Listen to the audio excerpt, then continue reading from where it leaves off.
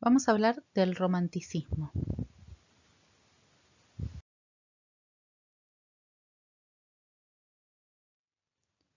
El romanticismo es un movimiento artístico y social que surge en el siglo XIX. Surge en Alemania y se extiende luego por toda Europa, y años más tarde va a llegar a América. La novela que da origen a este movimiento se llama Las desventuras del joven Werther y es del escritor alemán Goethe. Es una época de muchos cambios para la sociedad que está atravesando un momento puramente emocional.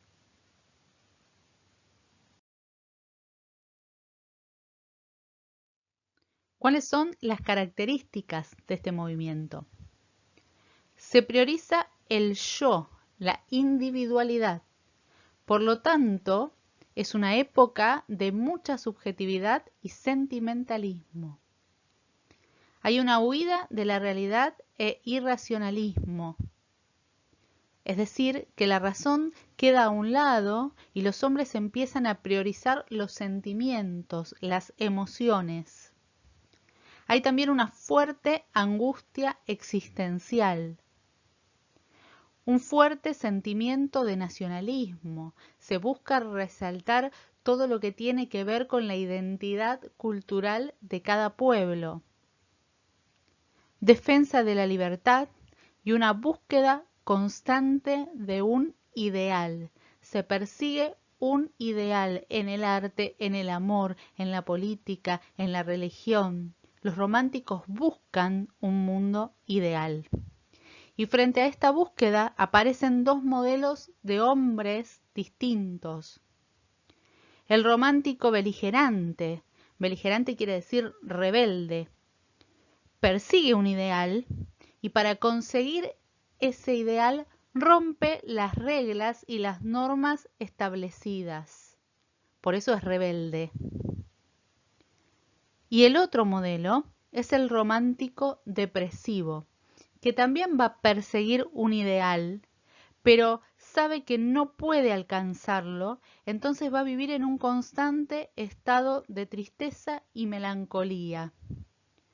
Muchos de los románticos terminaron sus vidas mediante el suicidio, porque no podían tolerar esta angustia.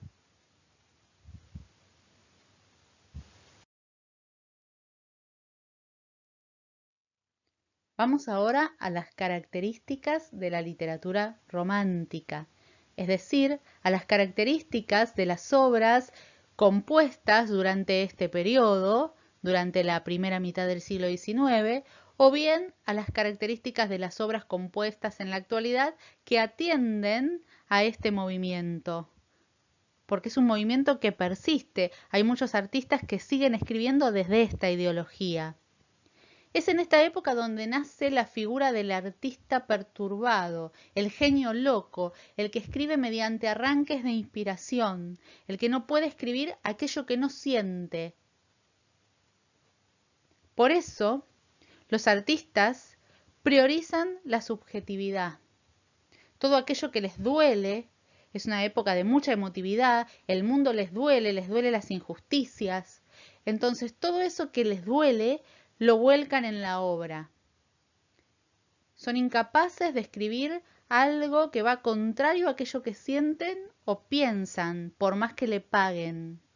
Por eso esta visión que les decía antes del artista perturbado, el genio bohemio, pobre, que no puede vivir de su arte porque no le importa el dinero, sino tan solo expresar su emoción. Sienten atracción por todo lo misterioso y desconocido. Por eso la muerte es un tema frecuente en las historias de esta época. Pero la muerte es vista como una vía de escape, como una salida a este dolor existencial por el cual están atravesados.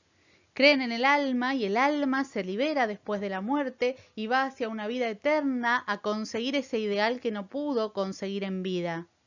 Por eso muchos personajes de los libros de esta época terminan su vida mediante un suicidio y muchos artistas que vivieron durante esta época también han terminado sus vidas mediante el suicidio, porque no eran capaces de separar lo que escribían de lo que sentían.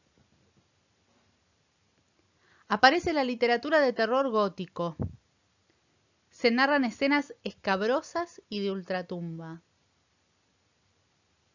Fantasmas, vampiros, aparecidos, ¿sí? Historias de seres sobrenaturales y escenas que dan miedo, que dan impresión, tumbas, cementerios, todo lo escabroso o lo tenebroso están en los cuentos de esta época, precisamente por esta búsqueda de lo desconocido y por esto de buscar todo el tiempo la emoción, y el miedo es una de las emociones más fuertes. Las descripciones de las obras literarias eran descripciones subjetivas, es decir, acompañaban los sentimientos del personaje. Si el personaje está triste, todo a su alrededor es gris y triste y sombrío. Si el personaje está feliz, todo a su alrededor brilla y es soleado y los pájaros cantan. Las descripciones acompañan la emoción, son descripciones subjetivas, es decir, hay sentimiento también en la descripción. Los temas más frecuentes de estas obras son obviamente el amor, la libertad y la búsqueda de un ideal.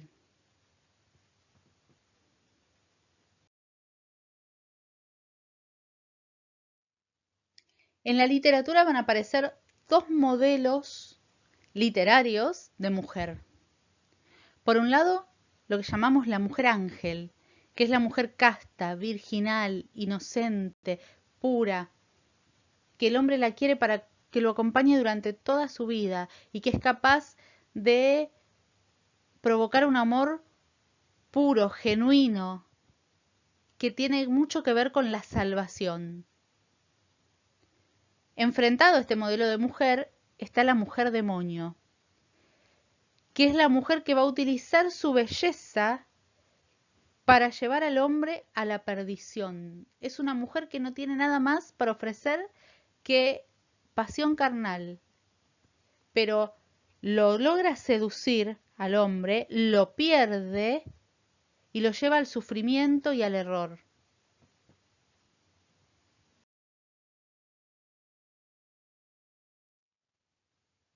Asociamos actualmente la palabra romanticismo a la idea del amor.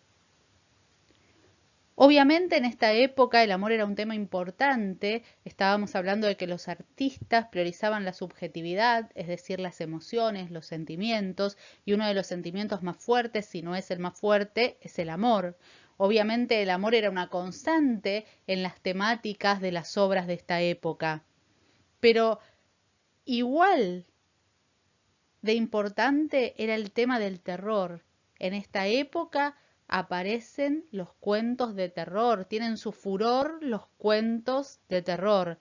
Por ejemplo, la figura del vampiro, que combina las dos cosas, la seducción y el hechizo y el magnetismo del amor, con esta idea de lo gótico, el castillo, la lejanía, el monstruo que se alimenta de sangre.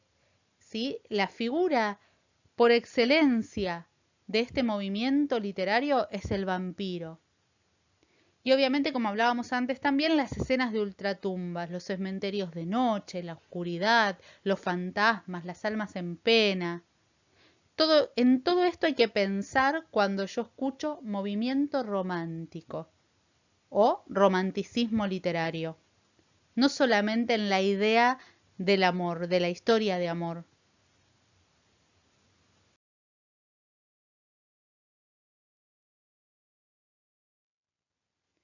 Obviamente hay muchos escritores influyentes y destacados de este movimiento, pero nosotros vamos a trabajar con dos.